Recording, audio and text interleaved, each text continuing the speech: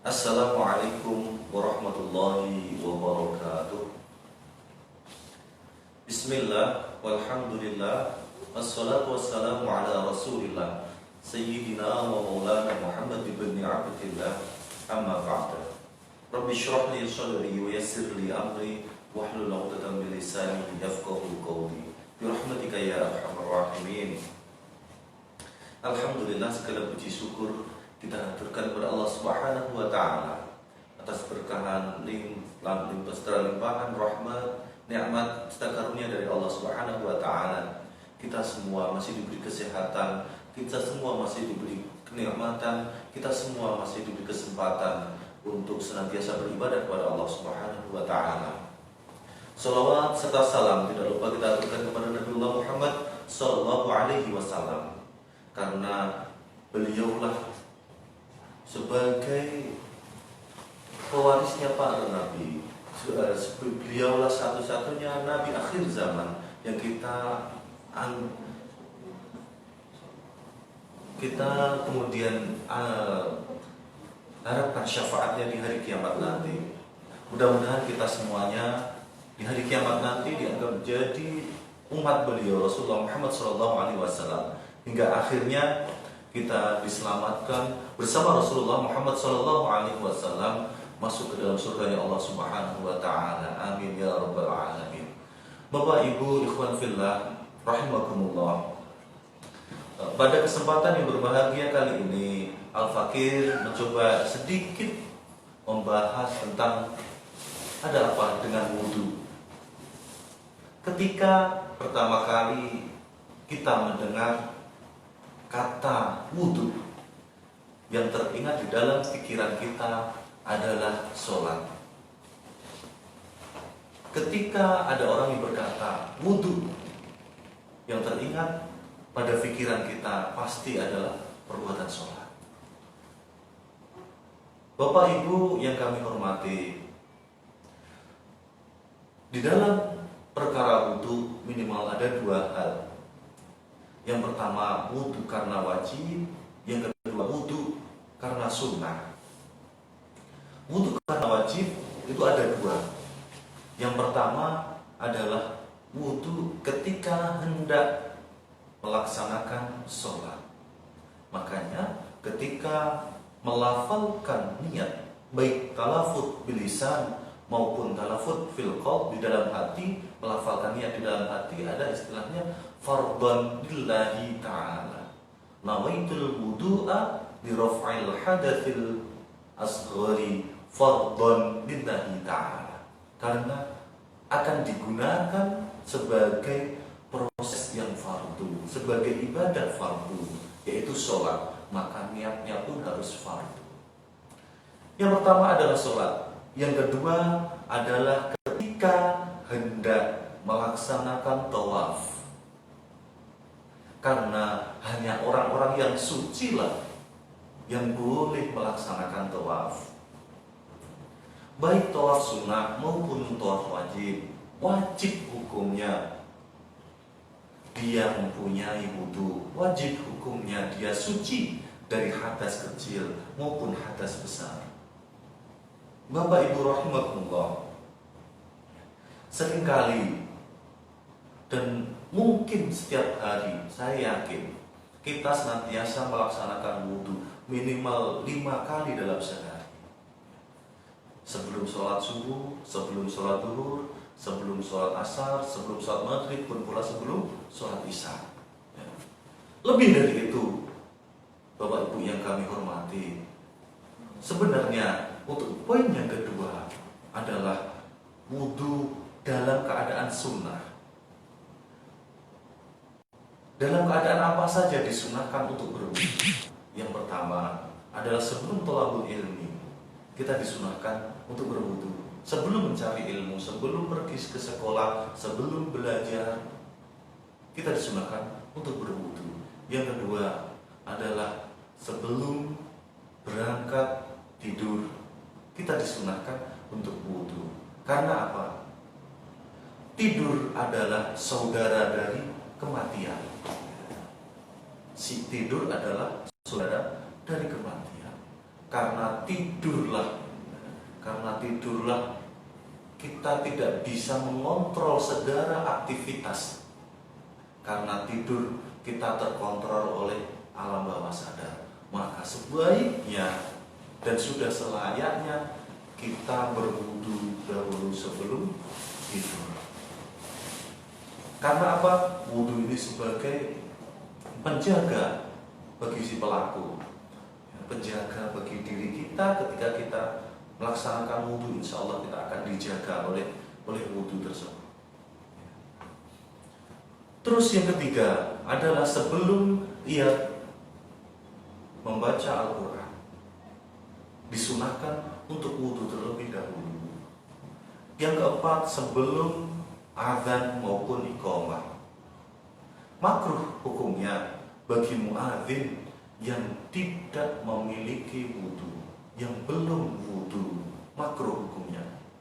Jadi kemudian makanya kalau panjenengan ingin menjadi muadzin, ingin azan, katakanlah monggo wudulah terlebih dahulu. Wudulah terlebih dahulu. Terus selanjutnya yang kelima adalah berwudu sebelum berhubungan suami istri. Jadi disunahkan juga untuk berwudu. Setelah wudu ada kemungkinan untuk sholat terlebih dahulu 2 rakaat dan lain sebagainya. Tapi minimal wudu terlebih dahulu. Yang nomor 6 adalah sebelum melaksanakan mandi besar, kita disunahkan untuk berwudu.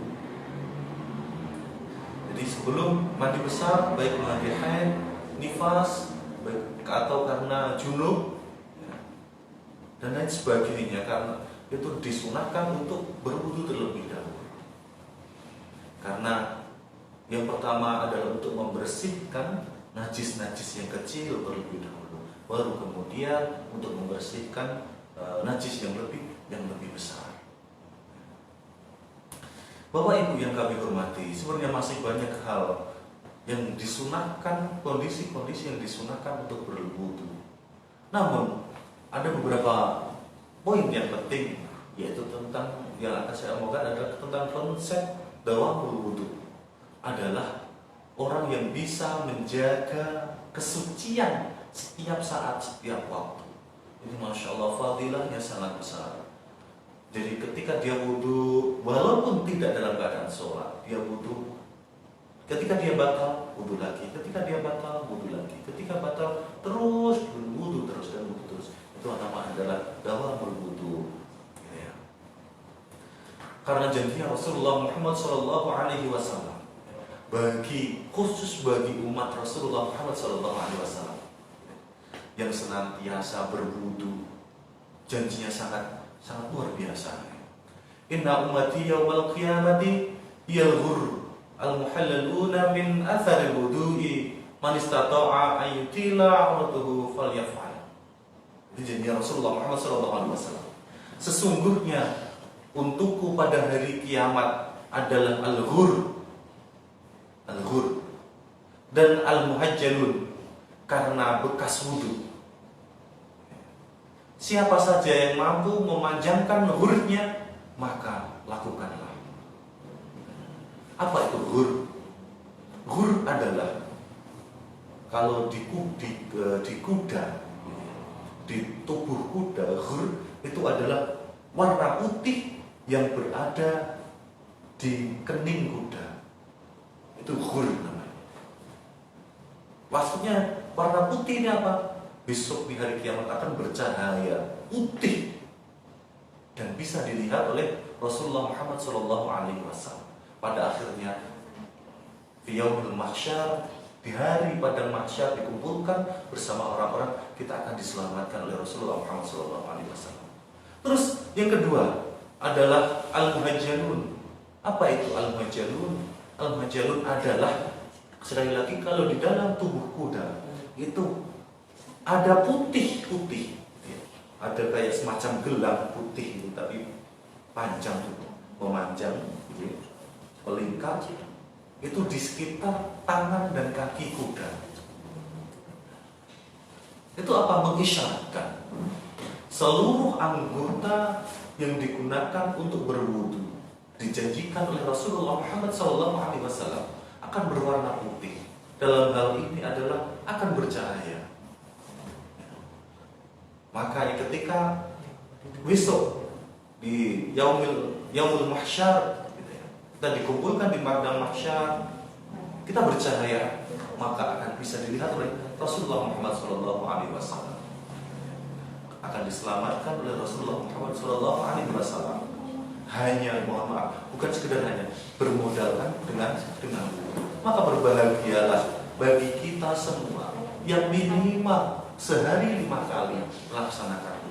Apalagi berbahagialah kita semua yang bisa dawamul wudu, yang senantiasa menjaga wudunya. Subhanallah, alhamdulillah. Makanya di dalam doa biasanya yang dibaca doa sebelum fajar, itu ada doa Allahumma ja'al li nura fi qalbi wa nuran fi qabri wa nuran fi sam'i wa nuran fi basari wa nuran fi sya'ri wa nuran fi bashari wa nuran fi lahmi wa nuran fi dami, dan lain sebagainya. Ya Allah, jadikanlah nur di dalam kalbuku, di dalam hatiku. Ya Allah, jadikanlah, berikanlah nur, cahaya di dalam kuburku. Ya Allah, berikanlah nur kepada pendengaranku, hatiku, darahku, kulitku, dan lain sebagainya. Ini doa yang diucapkan sebelum fajar. Ini ada korelasinya antara doa ini dan wudu yang sudah kita lakukan setiap hari, yang tujuannya adalah besok di hari kiamat ketika seluruh anggota kita bercahaya, maka akan dapat dilihat oleh Rasulullah Muhammad SAW sebagai sahibun nur, sumbernya nur. Dan Rasulullah Muhammad SAW adalah sumbernya cahaya. Cahaya, sumbernya cahaya. Makanya kita sebagai umatnya sudah selayaknya juga mendapatkan, mencari cahaya Rasulullah Muhammad SAW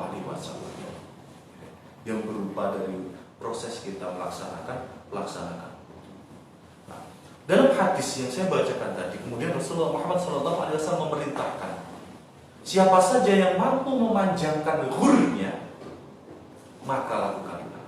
Makanya kemudian disunahkan ketika kita berwudu untuk memanjangkan anggota wudu kita. Seumpama ketika mengusap kepala kita, jangan hanya sedikit di depan, akan tetapi sampai belakang. Seluruh kepala kita usap. Ketika membasuh kedua tangan kita, jangan hanya sampai di siku kita, tetapi sampai lengan atas kita juga kita basuh.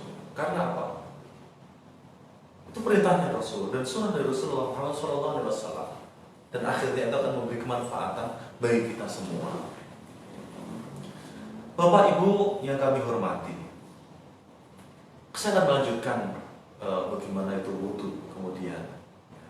Seringkali kita wudu Bapak Ibu, namun tidak jarang wudu kita tidak sah karena ketidaktahuan kita terhadap syarat maupun rukun wudu, atau ketidakingintahuan kita terhadap syarat serta rukun wudu. Istilahnya masa bodoh dengan wudu. Gitu ya. Padahal Bapak Ibu sekalian, miftahus sholat at-tuhuru, kunci dari sholat adalah bersuci. Kunci dari sholat adalah berwudu. Kalau wudunya baik, wudunya sempurna, insya Allah sholatnya pun sempurna. Jikalau wudunya tidak sempurna, tergesa-gesa, Apa yang diusap, apa yang dibasuh tidak diperhatikan, batasan sampai mana tidak diperhatikan, maka dapat dipastikan sholatnya pun akan akan tergesa-gesa pula sholatnya tidak akan pernah sempurna. Karena sholat diawali dengan proses wudhu. Sedangkan kunci dari sholat adalah wudhu, adalah bersuci. Bapak Ibu yang saya hormati, lebih jauh Allah Subhanahu wa Ta'ala menjelaskan di dalam Al-Quran, ya ayyuhalladzina amanu idza qumtum ilas sholati faghsilu wujuhakum wa aydiyakum ilal marafiq wamsahu bi ru'usikum wa arjulakum ilal ka'bayn. Bapak Ibu yang saya hormati, ya ayyuhalladzina amanu, wahai orang-orang yang beriman, idza qumtum ilas sholat, jika hendak melaksanakan mendirikan sholat, faghsilu wujuhakum, maka basuhlah. Ingat, ini menggunakan faghsilu. Nanti akan berbeda maknanya.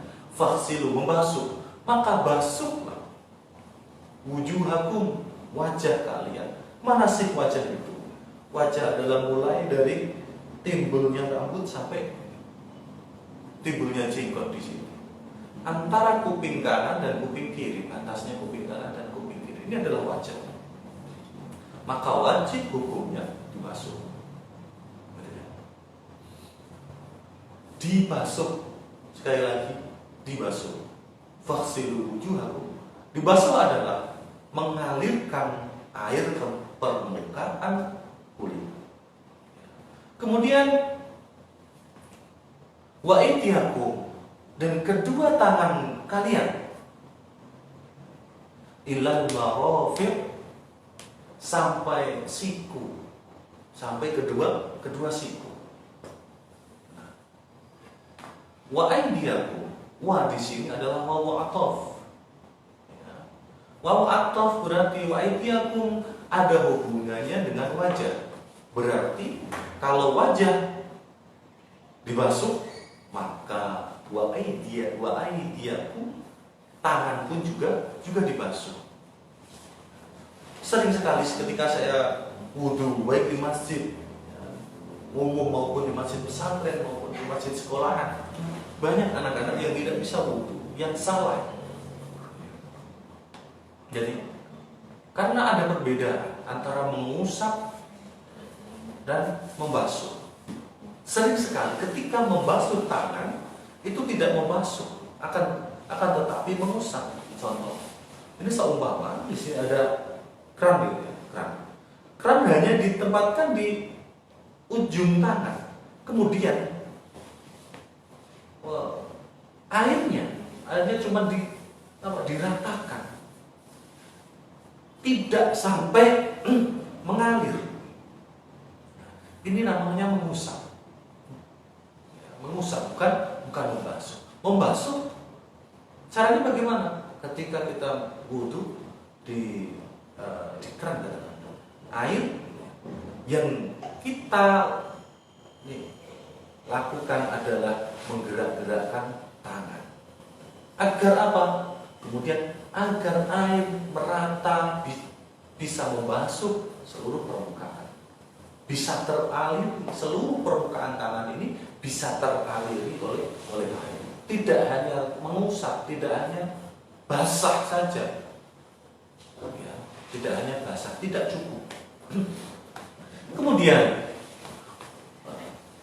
wamsahu biru'usikum, kalau wajah tadi menggunakan faghsilu, tangan juga faghsilu, tapi kemudian ketika kepala Allah memerintahkan famsahu,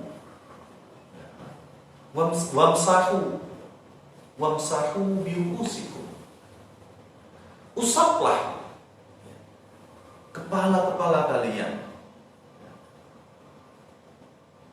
Berbeda dengan membasuh, mengusap hanya sebatas membasahi saja. Jadi tidak kemudian ketika wudhu di keran itu, kemudian kepala kita taruh di bawah keran kayak orang keramas, tidak. Jadi cukup dengan dibasah minimal 3 helai. Bagaimana kalau saya berjilbab ini, sedangkan saya berwudu di tempat umum? Ada cara. Dengan cara bagaimana?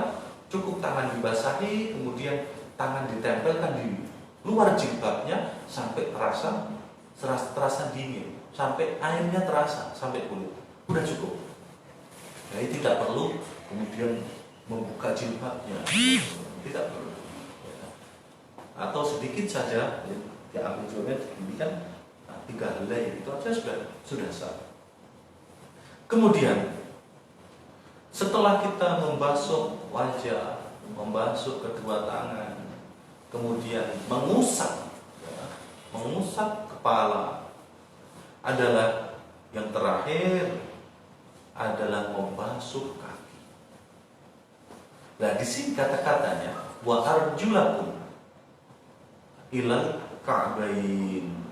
Ya. Kalau wa arjulakum maka ya, kembali ya kata-katanya adalah ke faghsilu wujuhakum. Faghsilu wujuhakum wa aydiyakum. Kemudian wa arjulakum, bukan wa arjulikum. Kalau wa arjulikum maka kakinya cukup diusap. Tapi di sini wa arjulakum, bukan wa arjulikum, bukan kasroh tapi fathah. Kalau wa arjulakum secara otomatis bagaimana? Maka kaki juga harus dibasuh. Kaki juga harus dibasuh sampai kedua mata kaki. Kalau bahasa Jawanya sampai polok, ya, polok kedua mata kaki. Kepala punya mata, kaki pun punya mata kaki. Bapak Ibu yang kami hormati, ya. Kemudian fuqaha, para mujtahid bersepakat selain yang sudah disebutkan oleh Allah Subhanahu wa taala, membasuh wajah, kemudian membasuh kedua tangan, mengusap kepala, kemudian membasuh kaki, para fuqaha bersepakat rukun yang pertama adalah niat. Sebelum membasuh wajah, persiapkan diri kita, persiapkan hati kita untuk semata-mata ibadah itu hanya untuk Allah. Di mana tempatnya? Adalah di dalam hati. Ketika wudu, niat bertempat. Ketika pertama kali membasuh wajah. Adapun talafuz niat, melafalkan niat sebelum wudu, katakanlah nawaitul wudu'a bi raf'in hadatsil asghari fardhillah ta'ala. Suatu ketika ada anak SMA, dia tidak hafal niatnya wudu, disuruh praktek sama gurunya. Ayo nak, kamu praktek ke depan. Praktek apa Pak? Praktek wudu. Ayo silakan. Ya. Sekarang niatnya wudu. Baik Pak. Nawaitul wudu A, wudu B, wudu C. Ada wudu A, juga ada wudu B. Dari sini. Niat terletak di dalam hati ketika pertama kali membasuh wajah. Di dalam hati sambil niat. Nawaitul wudu A-raf'in hadatsil asghari fardhillah ta'ala. Saya tidak bisa bahasa Arab Pak. Boleh kemudian pakai bahasa Indonesia. Saya berniat wudu untuk menghilangkan hadas kecil, fardu karena Allah Ta'ala. Saya tidak bisa bahasa Indonesia, bahasa Madura, bahasa Inggris boleh, ala masyita, terserah awakmu, monggo kerso. Jadi sebelum membasuh wajah, persiapkan diri kita untuk niat. Innamal a'malu binniyat. Walikulli imri'in ma nawa. Segala sesuatu tergantung niatnya. Maka amal apapun itu, maka amal apapun itu jika tidak dibarengi dengan niat, diawali dengan niat, maka tidaklah sah amal itu, termasuk wudu. Berarti wudu tempatnya niat adalah ketika membasuh wajah pertama kali. Terus para fuqaha juga bersepakat. Para fuqaha bersepakat bahwa setelah membasuh kedua kaki adalah adanya tertib. Tertib. Maksudnya apa? Berurutan, mulai dari niat sampai membasuh kaki, terus berurutan. Tidak kemudian kaki dulu, baru tangan, kemudian baru wajah dan lain sebagainya. Tidak. Jadi harus berurutan antara niat, membasuh wajah, membasuh kedua tangan, mengusap sebagian kepala, dan membasuh kaki. Harus berurutan. Ini sebagai rukunnya sholat. Loh, berarti Pak, tidak ada dong baca bismillah, membasuh tangan, berkumur, istinsyak, menghirup air ke dalam hidung. Ada, tapi itu tidak wajib, tidak rukun. Itu adalah perbuatan sunnah. Perbuatan sunnah. Seperti hanya baca bismillah. Ketika kita disunahkan untuk mencuci tangan terlebih dahulu. Mencuci tangan disunahkan. Mencuci tangan bisa berhukum wajib apabila setelah bangun tidur kita hendak wudu dan wudunya berada di bak. Ya. Itu wajib hukumnya kita mencuci tangan. Tangan dicuci terlebih dahulu bangun tidur. Kemudian setelah mencuci kita ambil air untuk wudu. Itu hukumnya wajib bangun tidur. Kalau tidak bangun tidur, ya mungkin karena di dalam kantor mengerjakan PR, setelah makan dan lain sebagainya cukup cuci tangan, itu sunnah. Ya. Kemudian baca bismillah, itu juga sunnah. Kemudian berkumur. Nah, dalam hadisnya Rasulullah Muhammad SAW seperti hanya ketika kita berkumur, ya, itu maka segala kemaksiatan yang telah diperbuat, kesalahan yang telah diperbuat, kejelekan yang telah diperbuat oleh mulut, maka dosanya akan hilang bersamaan dengan keluarnya air ketika berkumur. Berarti berkumurnya 1000 kali, tidak juga. Gitu ya. Disunahkan cukup 3 kali saja. Jadi 3 kali. Terus kemudian apalagi kesunahannya? Ada istinsyak. Istinsyak adalah menghirup, sekali lagi. Ini bukan sekedar membersihkan lubang hidung, bukan. Sering sekali kita melihat hanya dibersihkan lubang hidungnya. Ini tidak. Istinsyak bukan seperti itu. Istinsyak adalah menghirup air ke dalam hidung. Kemudian disunahkan untuk membuangnya. Ini Masya Allah luar biasa, karena akan membersihkan segala kotoran yang terdapat di dalam hidung. Banyak sekali penelitian kedokteran, penelitian kesehatan untuk meneliti orang-orang perilaku orang-orang yang berwudu, mulai dari cuci tangan, berkumur, istinsyak dan lain sebagainya, memberi efek negatif atau efek positif. Ternyata banyak penelitian mengatakan seluruh perbuatan yang ada di dalam wudu memberikan efek yang positif bagi pelaku. Minimal ya, memberi kesehatan, kebersihan bagi si pelaku. Bapak Ibu yang saya hormati, apalagi kemudian sunnah di dalam wudu setelah istinsyak. Kemudian adalah mengusap kedua telinga. Mengusap kedua telinga adalah sunnah. Kemudian setelah mengusap kedua telinga, apalagi? Yaitu memanjangkan anggota wudu. Memanjangkan anggota wudu yang sudah saya sebutkan tadi adalah tangan sampai ke lengan yang atas, sampai sini. Kalau kepala, seluruh permukaan kepala diusap. Kalau kaki sampai lutut, bukan berarti kemudian kita mandi ya, langsung wudu, bukan seperti itu. Nanti malah makruh kalau mandinya dalam keadaan telanjang, karena mandi telanjang itu makruh. Kemudian dibarengi dengan wudu, otomatis wudunya juga telanjang, itu pun makruh. Kemudian apalagi kesunahan di dalam wudu, yaitu kita mengulanginya 3 kali. Seperti hanya kita berkumur 3 kali, istinsyaq 3 kali, mengusap kepala 3 kali, tangan pun 3 kali. Maksudnya tangan 3 kali, mengusap tangan, membasuh tangan 3 kali bagaimana? Kanan 1, kiri 1, kemudian kanan lagi. Jadi sudah diukur 3.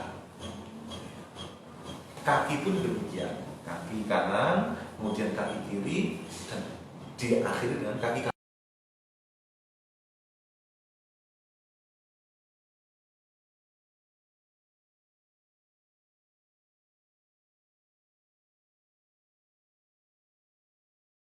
Berdoa luar biasa. Doanya pun menghadap ke kiblat. Asyhadu an la ilaha illallah wahdahu la syarika lah wa asyhadu anna sayyidina Muhammadan abduhu wa rasuluh. Allahumma ja'alni minat tawwabina waj'alni minal mutatahhirina waj'alni min ibadikas sholihin. Masya Allah, luar biasa doanya. Kemudian setelah itu ada sunnah lagi, yaitu bersiwak. Berwudu juga disunahkan untuk bersiwak. Atau sekarang ada sikatan, jadi gosok gigi. Kalau tidak ada pasta gigi, tidak ada gosok gigi, bolehlah kemudian pakai jari tangan yang kasar. Jadi kalau jari kita kok halus, katakanlah punya teman, ternyata jari teman kita kasar, pinjam aja jari teman kita untuk gosok gigi, gitu ya. Jadi gosok gigi menggunakan sesuatu hal yang kasar. Tapi yang disunahkan oleh Rasulullah Muhammad SAW adalah menggunakan kayu siwak. Ya, kayu siwak. Di Indonesia banyak sekali kayu siwak. Kayu siwak banyak sekali. Satu-satunya sunnah ya, yang dikerjakan oleh Rasulullah Muhammad SAW sampai beliau hendak mangkat, hendak wafat adalah bersiwak. Bersiwak adalah sunnah yang sangat dicintai oleh Rasulullah Muhammad SAW. Kita sebagai orang Muslim, orang mukmin, kenapa tidak pernah bersiwak menggunakan kayu siwak yang dianjurkan oleh Rasulullah Muhammad SAW? Kalau kita saja tidak pernah bersiwak, apakah orang lain akan bersiwak? Tidak mungkin. Apakah agama lain akan bersiwak? Tidak mungkin. Bersiwak paling harganya tidak lebih dari 20.000 insyaAllah. Terus kemudian apa lagi sunnahnya di dalam wudu adalah sholat sunnah di syukril wudu. Sholat sunnah di syukril wudu. Nah, sholat sunnah di syukril wudu ini ada aturannya. Ketika antara dia setelah wudu sampai hendak melaksanakan sholat lisyukril wudu ini, dia tidak pernah berkata walaupun satu kata pun. Tidak pernah berkata selain doa tentunya, atau selain menjawab salam. Ada temannya, semua jenazah setelah wudu selesai, temannya datang assalamualaikum, jenazah wajib menjawab waalaikumsalam, dan ini tidak dihitung. Setelah itu dia di dalam masjid kemudian sholat di syukril wudu, atau di dalam rumah boleh, tidak harus di masjid. Di rumah sholat di syukril wudu 2 rakaat. Bapak Ibu yang kami hormati, suatu ketika Rasulullah Muhammad SAW ketika proses Mi'raj, ketika Rasulullah di dalam surganya Allah melihat surga, ada surganya Allah, Rasulullah Muhammad SAW mendengar sandal, bunyi sandal. Kalau sekarang itu bagian, ya, mendengar suara bagian. Ditanyakan kepada malaikat Jibril, ya Jibril, itu suara apa? Ya Rasul, itu adalah suara sendalnya sahabat Bilal. Subhanallah. Padahal pada saat itu sahabat Bilal masih hidup. Tetapi sudah dinantikan oleh sendalnya. Sendalnya sudah berangkat sampai surga terlebih dahulu. Sesampainya setelah proses Isra Mi'raj dan kemudian Rasul bisa bertemu dengan sahabat Bilal, Rasul bertanya kepada sahabat Bilal, Bilal, adakah engkau melakukan suatu kesunahan yang tidak aku perintahkan? Kemudian sahabat Bilal menjawab, ya Rasul, saya senantiasa mengerjakan 2 rakaat sunnah setelah subuh. Jadi, salah satu keistimewaan sahabat Bilal sudah dipastikan masuk surga oleh Rasulullah, sudah dinantikan oleh sandalnya di surganya Allah adalah senantiasa melaksanakan 2 rakaat sunnah disyukur wudu. Luar biasa. Kita sudah sepantasnya kemudian mencontoh sahabat Bilal. Ini juga diperintah Rasulullah SAW kita untuk melaksanakan sholat sunnah disyukur hanya 2 rakaat, tidak lebih. Ya. Kita ketika Ramadan saja, ketika sholat tarawih 8 maupun 20 kita semangat. Kenapa setelah wudhu hanya 2 rakaat tidak kuat? Monggo, ya. Kita belajar sedikit, mulai sedikit, ya. 2 rakaat, ya tidak apa-apa. Bapak Ibu yang kami hormati, jadi sudah mulai rukun dari wudhu sudah saya sebutkan. Jadi tidak boleh ditinggal satupun. Anggota yang harus dibasuh memang harus dibasuh. Anggota yang sunnah dibasuh boleh, sunnah dibasuh tetap dibasuh karena untuk menjalankan kesunahan Rasulullah SAW. Ya, mohon maaf, seringkali kita mendefinisikan sunnah itu secara salah. Jadi sunnah banyak yang mendefinisikan sesuatu amal yang apabila dikerjakan mendapatkan pahala dan apabila ditinggalkan tidak mendapatkan dosa. Ini adalah definisi yang sama. Sunnah adalah apabila suatu amal yang apabila dikerjakan mendapatkan pahala dan apabila ditinggal mendapatkan kerugian. Itu sunnah. Karena meninggalkan sunnah adalah sebuah kerugian. Tapi kalau sampai mengingkari sunnah, itu dialah kekafiran. Dia maka dia dianggap kafir. Bapak Ibu yang kami hormati, kemudian yang terakhir saya akan membahas tentang apa hal-hal yang membatalkan dengan wudu. Hal-hal yang membatalkan. Yang pertama adalah keluarnya sesuatu dari dubur maupun kubur, jalan depan dan jalan belakang. Apapun ketika keluar dari situ maka batallah wudu kita, kecuali mengeluarkan mani. Kalau mengeluarkan mani maka tidak batal wudunya, tetapi mewajibkan mandi. Ya. Keluar pipis maka batal. Kentut. Ya. Pipisnya katakanlah, mohon maaf, pipisnya tidak berupa air, tapi berupa darah, maka tetap batal. Nya tidak berupa tapi berupa darah atau nanah, maka tetap batal. Atau ketika mengeluarkan madi, tetap batal. Madi, apakah madi? Madi itu adalah cairan pelumas, ya. Cairan pelumas yang keluar sebelum mandi. Biasanya bentuknya bening, gitu ya. Bening, agak kental, keluar tidak terasa enak, keluar biasa saja. Itu madi, itu najis. Apabila keluar itu maka wudunya batal. Ya. Yang kedua adalah bersentuhan laki-laki dan perempuan tanpa hijab. Maksudnya tanpa hijab, langsung kulit dengan kulit yang bukan mahramnya, ya, yang bukan mahram.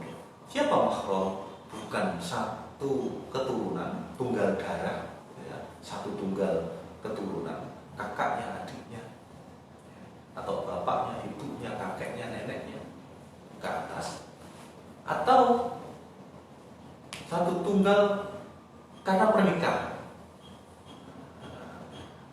yaitu mertua, itu juga mahram. Jadi tidak boleh dinikah, baik mertua laki-laki maupun mertua perempuan. Terus karena sepersusuan, seumpama ada anak si A disusui oleh si C. Nah, si C ini punya anak B, padahal A ini bukan anaknya si C. Maka antara si A dan si B menjadi saudara sepupu, sepersusuan, tidak boleh menikah dan menjadi saudara mahram. Gitu ya. Jadi ketika bersentuhan yang selain mahram, maka wajib hukum, maka dia bukan wajib, maka dia batal wudunya. Terus yang ketiga adalah tidur. Tidur. Yang keempat adalah zawal akli. Zawal akli termasuk tidur juga termasuk zawal akli. Hilang akalnya, hilang ingatan. Orang gila, ya, orang stres, orang mabuk, ya, atau dia koma, atau dia karena mungkin ayam, semaput ayam, maka batal wudunya. Terus kemudian apa saja yang membatalkan wudu? Adalah menyentuh kelamin dan kubul dan dubur menggunakan telapak tangan. Mana itu telapak tangan? Yang tidak terlihat, inilah telapak tangan. Kalau yang ini bukan merupakan telapak tangan, ini pinggir telapak tangan dan ini ujung telapak tangan. Yang tidak terlihat ini adalah telapak tangan. Ketika memegang, ya, memegang kelamin menggunakan telapak tangan, maka batallah dia. Baik kelaminnya sendiri maupun kelaminnya orang lain. Baik kelaminnya orang yang sudah mati maupun yang masih hidup. Baik kelaminnya anak kecil maupun orang tua. Jadi membatalkan. Ya, kalau menurut saya kalau seumpama nyekel kelaminnya dengan luarnya telapak tangan sampai punggungnya telapak tangan, tidak batal. Nah, maka tidak batal, tapi apa bisa gitu ya? Wallahu ya. Terus apalagi yang membatalkan sholat adalah murtad. Murtad adalah keluar dari Islam walaupun sesak 1 jam 5 menit dia murtad, maka wudunya pun menjadi batal karena proses murtad ini membatalkan wudu. Alhamdulillah karena sudah menjelang waktu Jumatan sudah akan dimulai. Mudah-mudahan ada manfaatnya dan saya akan buka beberapa pertanyaan. Ya.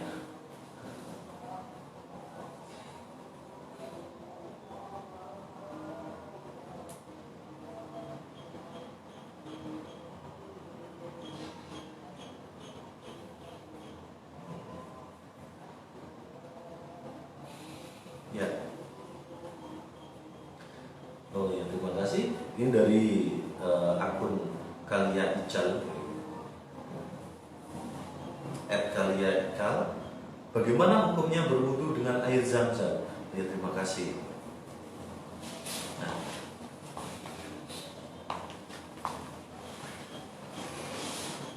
menurut jumhur ulama berwudu dengan air Zam-Zam sah dan boleh. Sekali lagi, menurut jumhur ulama berwudu, bukan hanya berwudu, bahkan mandi jinabat, mandi itu hukumnya sah dan boleh. Sedangkan menurut Imam Ahmad berwudu menggunakan air Zam-Zam makruh. Sedangkan menurut Imam Ahmad berwudu menggunakan air Zam-Zam makruh. Jadi mau berjalan pilih kalau memang adanya cuma air zam-zam, ya silakan berwudu. Bahkan wajib menggunakan air zam-zam. Ya. Kalau seumpama air zam-zam ada, kemudian air yang biasa ada, maka pilihlah yang air biasa terlebih dahulu, karena kemuliaan air zam-zam. Gitu ya. Jadi monggo silakan. Terus yang kedua, ini dari akun Instagram Vivi Indah S. Assalamualaikum Ustaz. Waalaikumsalam. Saya mau bertanya bagaimana ukuran tidur yang tidak membatalkan wudhu. Ya. Alhamdulillah, terima kasih. Jazakillah khairan katsira. Sebagaimana yang sudah saya terangkan tadi, adalah tidur adalah termasuk zawalul aqli. Zawalul aqli adalah yang termasuk membatalkan wudhu. Terus bagaimana ukuran tidur yang tidak membatalkan wudhu? Adalah tidur dengan cara duduk. Ya, tidur dengan cara duduk dan tidak pindah dari tempat duduknya. Duduknya bersila, sehingga nuwun sewu, dubur tidak disambal lagi. Ya. Karena al-ainanu mikausari, kedua mata adalah kunci dari dubur.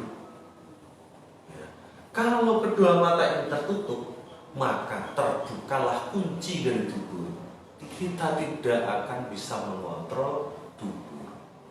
Tapi kalau dalam keadaan duduk bersila, ini tidak bersandar, walaupun bersila tapi bersandar tetap membatalkan. Bersila, kita tidak mungkin akan bisa kentut, kecuali dia bangun terlebih dahulu. Bersila, mau kentut, pasti dia bangun terlebih dahulu, kemudian digerakkan sedikit. Nah, ini baru bisa.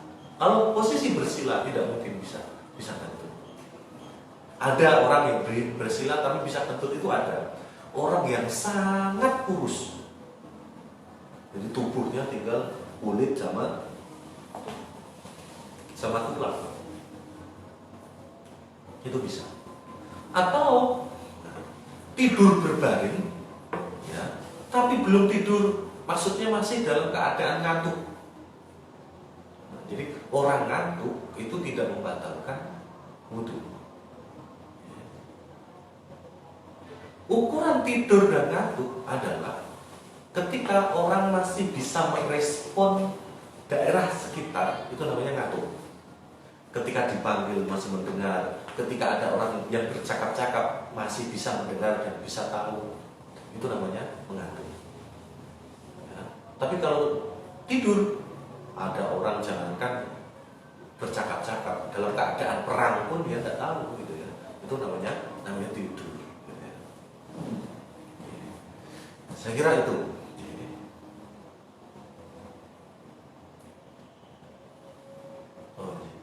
Ini lagi ada pertanyaan, bagaimana hukumnya membasuh bagian dalam mata, karena mata merupakan bagian dari wajah. Maksudnya, bagaimana hukumnya membasuh bagian dalam mata, bagian dalam mata? Ya, terima kasih. Kita tahu membasuh wajah adalah hukumnya fardu dan rukun, menjadi rukun wudhu. Wajib hukumnya dibasuh. Ya. Akan tetapi bagian dari mata itu tidak wajib. Ya. Yang dalam mata itu tidak wajib dibasuh. Karena apa? Ya. Itu akan memberi kemadharatan bagi si pelaku. Ya. Sekali lagi, itu akan memberi kemadharatan bagi si pelaku. Akan terasa sakit. Karena tidak ada satu proses ibadah pun, ya, sekali lagi, tidak ada satu proses ibadah pun yang diperintahkan oleh Allah dan Rasul Muhammad SAW memberi kemadharatan. Ya, ini tidak ada satu proses ibadah yang akan memberi kemadharatan. Ketika memberi kemadharatan, maka tinggalkanlah. ibadah tidak akan memberi kemandaratan. Kalau sampai mata dimasuk berarti akan rasa sakit dan tidak mungkin. Maka di bagian dalam mata, kornea mata dan lensa mata ini tidak wajib dimasuk.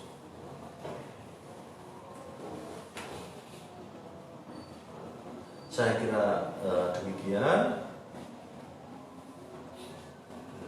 Terima kasih atas segala perhatian dan mohon maaf apabila ada kekhilafan. Mudah-mudahan ada manfaatnya bagi kita semua. Mudah-mudahan kita dapat dipertemukan lagi dengan keadaan sehat walafiat lagi. Kita dipanjangkan umur oleh Allah dalam keadaan taat. Kita diberikan kesehatan oleh Allah sehingga kita dapat bermanfaat bagi orang lain.